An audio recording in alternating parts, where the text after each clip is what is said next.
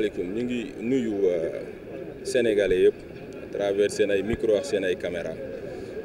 vraiment di amaat mbégte ñëwaat taxaw fii si gaaru Dakar Dem Dikk bu Colobane pour def bilan wu xayma première partie bi nga xamante ne nii mooy woon contribution wu Dakar Dem Dikk ginnaaw bi nga xamante ne suñu ministère de tutelle ak les plus hautes autorités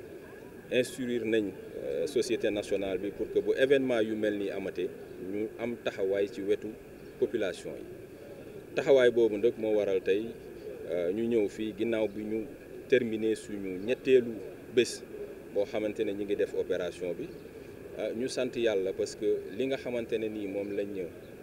namoon a def ci wàllum objectif yàlla dogal na ni dépassé nañ ko parce que 20 000 Sénégalais la ñu bëggoon a transporter tey ñu ngi ci 28 000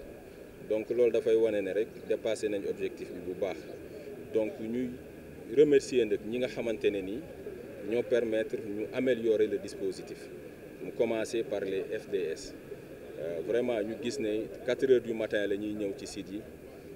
def le plan de circulation pour que nit ñi mën a def rang sans mu am ay xëccoo ak buuxante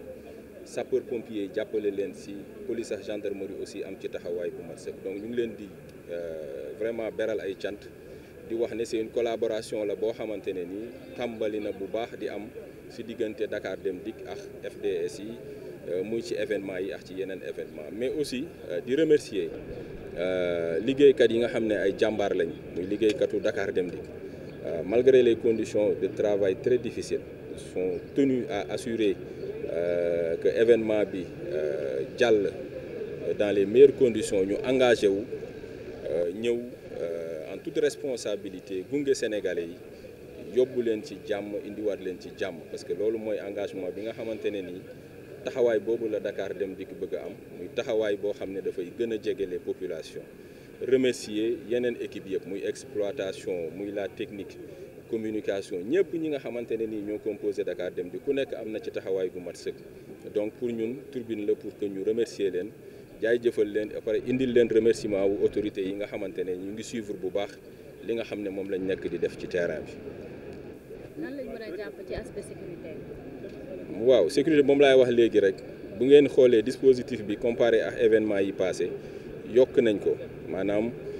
élément de sécurité yi fi nekk muy police gendarmerie même sapeur pompier teg fi dispositif pour bu ñu amee besoin évacuation yokk nañ seen dispositif ñu yokk ci aussi les équipes de sécurité interne wu Dakar Dem Dikk donc loolu je pense que ni partie boobu la ñu amélioré bu baax ñuy invité ñi nga xam ne ñooy dawalkat di suñu ay liggéeykat ak ñeneen ñi nga xam ne ñoom ñoo bokk tali bi à faire plus de responsabilité parce que transporter bakkanu doomu aadama loolu responsabilité bu rëy la donc ñuy ñaax suñu bopp di leen ñaax pour que ñu jiital prudence ak dal daw ndànk ba permettre njaboot yi nga xamante ne dañu demoon Touba ngir màggal bés bu rëy boobu ñu dellu si waat si seen ay njaboot si jàmm ak salaam. waaw retour bi comme niñ ko annoncé si communication bi dinañ commencé jóge Touba alxames ci fajar à partir de 5 heures du matin à partir de suñu site boobu nekk foofu noonu sa HLM Soxna May ñu jóge Touba rallié waat Dakar ci jàmm di si profito di ñaanal sénégalais yëpp ñu passé màggal boo xamante ne ni màggalu jàmm la màggalu mbégte ba li nga xamante ne ni moom la autorité yi di xaar sénégalais yi di ko xaar ñu mën ko atteindre à 100%. jamono ji ñaata chauffeur lañ mën a jàppale ñoom ñoo nekk ci mission bi ak bus yi nga xamante ni jot nañu dem. waaw wax ñaata chauffeur la moi je pense que ni loolu wàllum exploitation la liñ mën a wax mooy que ne disponibilité bi nga xam ne moom lañ amoon ci dawalkat yi mooy disponibilité wu à 100% ñoom ñëpp engagé wu nañ ne fu ñu leen soxlaa dinañ ñëw jàppale kër gi ba mu mën a atteindre ses objectifs donc li am solo mooy ñaata bus ñoo la ñu mobiliser yooyu yëpp objectif final bi mooy li ma wax 20 000 lañ ñu sasoon def nañ 28 000 sénégalais yu ñu permettre ñu rallier Touba pour ñun jàpp nañ ne loolu aussi li ko permettre mooy l'engagement des équipes mooy it aussi li nga xamante ne ni waa exploitation def nañ ko ba fu ñu daan def benn ñu def suñu kéemtalaay kàttan ba def fa ñaar mais déjà gis nañ ne malgré moyens yi ngeen déployé moyens humains yi moyens matériels oto yi ngeen kii bus yi ngeen kii ak nombre de personnes yi ngeen convoyé Dakar Dem Dikk toujours 0 accident la lan mooy secret bi. waaw moom laay wax sànq bon dañuy wax ne rek bon touche du bois ñoo ngi continuer di def sensibilisation parce que transport li ci njëkk dëggantaan mooy sécurité te sécurité bi mi ngi commencer sur responsabilité ki yor oto yëpp ay bakkenu doomu aadama responsabilité bi la war mooy que ni nga jël lépp loo war a sàmmonteel ak yoon mooy oto bi nekk ci condition yu baax nga respecter code de la route événement yu mel ni am ay dispositifs yoo xamante ne nii moom la gendarmerie yeneen équipe yi di teg pour que nit ñi mën a def bañ a def ay excès de vitesse donc loolu nag ñun dañ ci war a nekk un bon exemple parce que on est une société de transport national donc lépp lu ñuy def autorités yi dañ koy saytu xoolaat ko ndax méngoo nax li nga xamante ne moom lañ ñu digal donc loolu nag bokk na ci li nga xamante ne ni mu ngi permettre ñuy góorgóorlu ci wàll woowu ba nga xamante ne daal dinañ def suñu kéemtalaay kàttan ba bu ñu sañoon accident kenn du ko déggati ci Sénégal yëpp. Alors ce que nous avons constaté déjà c'est parti d'une directive de l'autorité de tutelle qui se trouve être le ministère des Transports qui travaille depuis à mettre à chaque événement d'envergure des plans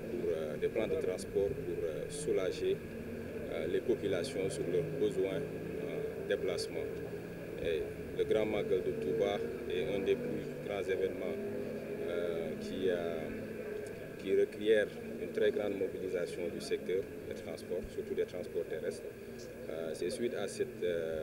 directive-là que la Société nationale Dakar Dem Dikk s'est inscrite en droite ligne avec ses orientations pour mettre en place un dispositif dans le souci d'apporter notre contribution à soulager les Sénégalais et à contribuer quand même sur la réussite de cet événement majeur pour le peuple sénégalais. Alors, si vous avez à évoluer ce dispositif, que retenir? Alors, je pense que les Sénégalais commencent à un peu s'habituer à pareil dispositif.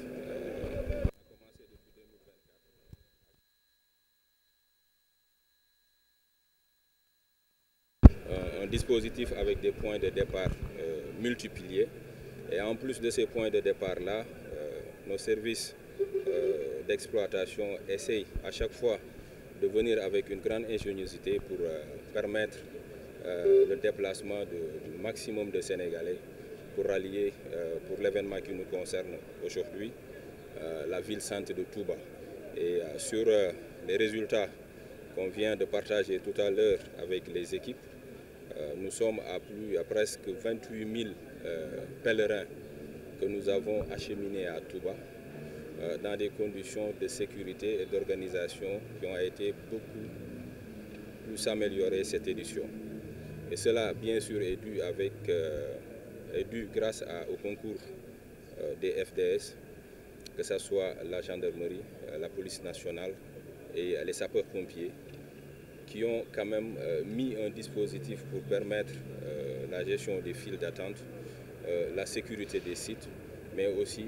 en cas de besoin d'évacuation, les sapeurs-pompiers qui étaient sur site. Donc, c'est une turbine pour me permettre de les remercier et de montrer cette belle collaboration qu'ils ont tout le temps eue avec la Société nationale Dakar Dem Dikk. Mais aussi, remercier ces acteurs-là, ces vaillants travailleurs de la Société nationale, que ce soit les conducteurs, les équipes au sol, les équipes d'exploitation, les cadres intermédiaires, toute l'équipe qui a été mobilisée pour faire ce travail dans une très grande sérénité. C'est le lieu pour moi de les remercier et de transmettre à ce personnel de Dakar Dem Dikk les remerciements aussi des autorités.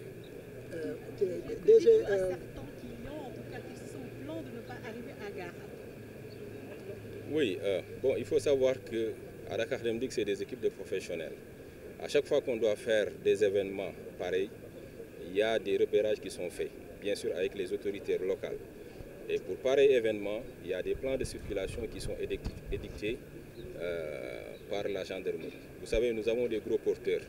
C'est des bus de 12 mètres. Et si on veut aujourd'hui amener ces bus-là jusqu'aux alentours de la mosquée, nous-mêmes, nous allons contribuer à créer beaucoup plus de désordre, ce qu'on ne souhaite pas. Et je pense qu'il y a aussi d'autres facteurs qui se sont ajoutés. Il y a la pluie d'hier et d'avant-hier même, qui a fait que notre site traditionnel était quand même inaccessible. Et ça, il y va de la responsabilité des équipes d'exploitation sur le site qui déterminent, qui évaluent les facteurs risques et autres avant de définir un point. Et moi, je pense que le plus important à retenir, c'est que les conditions ont été nettement améliorées en termes d'organisation sur les différents sites. La sécurité a été renforcée, la mobilisation sur les comportements, les conduites de ces équipes-là aussi ont été renforcées. Donc pour nous, sur la première phase, parce que c'est seulement sur les départs, et les Sénégalais et les pèlerins aussi nous attendent sur les départs de retour. Pour la première phase, c'est une totale satisfaction, parce qu'on a dépassé largement les objectifs qui tournaient aux alentours de 20 000 voyageurs, et là, on est presque à 28 000, et dans des conditions quand même que vous pouvez vous-même constater. Et là, nous sommes en train juste de faire sortir ici sur Colobane les derniers bus pour permettre à ces derniers pèlerins de rejoindre Touba. Effectivement, déjà, vous avez parlé des conditions de départ, mais au retour, quelles sont les dispositions déjà qui sont prises pour le retour des pèlerins? C'est les mêmes. Nous avons un site de départ sur Touba qui se trouve être notre point de chute qui est à HLM Sohnamay à Touba. Et à partir de ce site-là, dès le jeudi très tôt, à partir de 5 h du matin, les départs seront organisés pour quitter Touba et rejoindre tranquillement Dakar. Donc on appelle encore tous les acteurs impliqués dans cet événement majeur à encore faire beaucoup plus de prudence sur la route pour que quand même ces événements exceptionnels qui permettent à ces pèlerins-là de se retrouver pour vivifier leur foi, qu'ils puissent le faire avec une très grande sérénité, qu'ils puissent voyager avec leur famille en toute sécurité. Et donc c'est cette invite-là qu'on fait à nous-mêmes, à nos conducteurs et à nos acteurs sur le terrain, mais également à tous les autres acteurs qui interviennent pour la réussite de ce grand événement. Déjà 28 000 personnes transportées. Déjà 28 000 personnes transportées. Quel est l'objectif pour cette édition? Oui, je l'ai dit tantôt, l'objectif a été de faire convoyer 20 000 pèlerins. Nous sommes à 28 000. Donc, nous avons largement dépassé l'objectif. Maintenant, sur le nombre de bus mobilisés, moi je pense qu'il faudra raisonner en termes de départ. Je pense qu'on est à presque 800 départs sur les 4 sites que nous avons couverts. Et ça, c'est grâce aux orientations que nous avons données, mais aussi aux efforts que les équipes de l'exploitation ont pu faire pour réaliser cette belle prouesse.